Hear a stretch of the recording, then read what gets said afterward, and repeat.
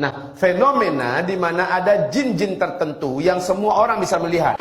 Dia bisa melihat muncul di sini, bisa berbicara dalam 1-2 menit pokoknya, lalu menghilang. Tiba-tiba ada muncul lagi di situ.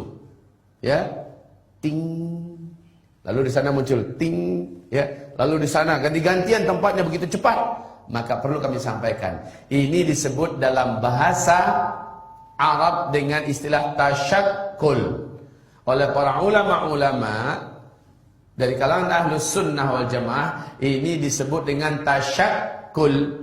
Tasyakkul itu adalah jin meninggalkan dimensi alamnya, menembus ke alam kasar yang lamban dan berat, yaitu alam manusia.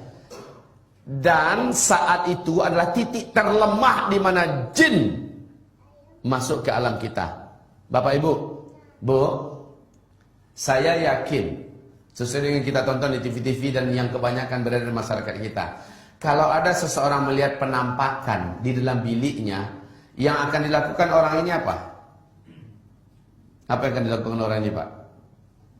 Pasti menjerit. Ya? Kalau enggak menjerit, terkencing di celana. Kan seperti itu gayanya kan? Kalau wanita langsung tuh, wah! Suatu hal yang, maaf ya, yang bodoh kalau itu dibuat. Sebab apa? Ketika jin, setan menampakkan diri ke alam kita, maka percayalah, dalam khayalan kita kan selama ini mereka nggak bisa disentuh. Kalau kita sentuh macam megang bayang-bayang, tidak benar. Ketika mereka masuk ke alam kita, dia masuk dalam hukum alam kita. Dia memang berwujud kasar dan bisa ditangkap. Ini hakikat. Dan saat itulah titik terlemah dia. Sebab apa? Saya katakan pada Bapak Ibu, Jackie Chan itu jagoan nggak? Jagoan. Memang ahli kungfu kan? Ahli bela diri. Ya. Tony Jaa jago nggak? Hah? Tony Jaa. Siapa yang nggak kenal dengan jagoan Tony Jaa? Hah? Kemudian Jet Li jago nggak? Jago memang, ahli bela diri. Tapi jagonya di mana? Jagonya di alam dia, ya kan? Di daratan ini, di alam dia. Coba sekarang Tony Jaa, Jet Li yang lain itu lemparkan dia ke laut, suruh kelahi dengan ikan hiu. Menang mana? Menang mana? Ikan hiu itu bisa bersilat, bisa kungfu nggak? Kenapa Jet Li, Jackie Chan, lain-lainnya itu bisa kalah? Sebab apa? Itu bukan alam dia. Perlu diingat ini ya. Itu bukan alam dia. Di alam yang bukan alamnya, alam itu sangat menyiksa. Sejago-jago ahli renang, ahli selam, berapa lama sih dia mampu menyelam? Berapa lama mampu menyelam? Paling hanya 5 menit. Ya? Paling hanya 5 menit. Paling lama. Itu udah hebat bener tuh orang. Kalau sanggup menyelam selama 5 menit. Pasti dia akan muncul karena dia memerlukan alamnya kembali. Dan semasa dia dalam air, gerakannya lamban. Dia akan menjadi mangsa makhluk-makhluk berbahaya yang ada di dalam air itu. Nah sekarang kebalikan. Seorang ibu pegang pisau dapur. Disuruh berhadapan dengan ikan hiu yang paling ganas, tetapi ikan hiu itu dilemparkan ke dapur. Ibu pegang pisau dapur. Menang mana kelahi itu? Hah? Pasti menang ibu. Walaupun tuh ibu nggak jagoan kelahi, nggak usah dia apa-apain ikan hiu. Tunggu aja, nggak setengah jam mati itu kan hiu, betul nggak? Apalagi kalau ibu ini menusukkan pisau tadi. Jagonya ikan hiu hanya di alamnya. Tapi kalau sudah masuk ke alam kita, dia menjadi mangsa kita, dia menjadi korban kita. Betul? Begitulah hakikatnya kita dengan jin di alam jin.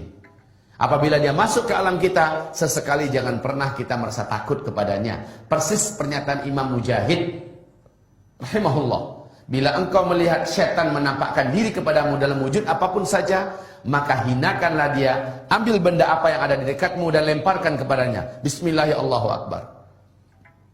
Kalau Nabi Muhammad, Pak, dalam sholat tahajudnya, beliau diganggu oleh syaitan. Ya, dalam sholat tahajudnya, apa yang dibawa oleh Nabi? Apa yang dibawa oleh Nabi Muhammad? Langsung dicengkramnya dengan tangannya, kemudian dipegangnya leher daripada setan tersebut.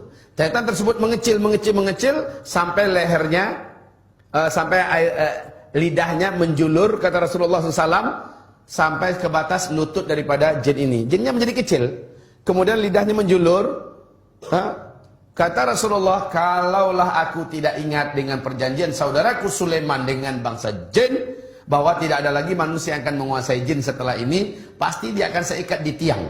Jadi Pak, kalau itu jin sempat menampakkan diri ke alam kita, lalu kita tangkap Pak, dia pasti kita dapatkan. Pak, dia pasti kita dapatkan. Ya.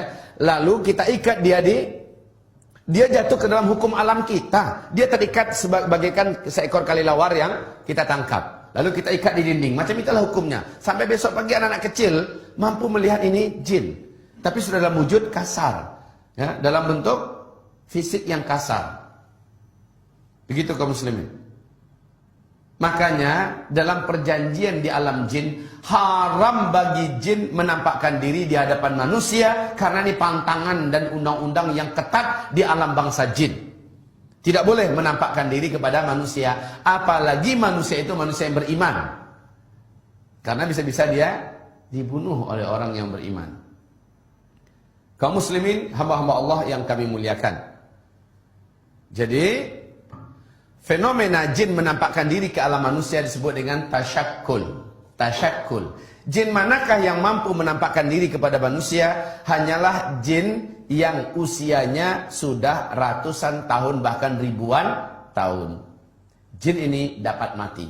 Seluruh jin yang ada, setan yang ada dapat mati.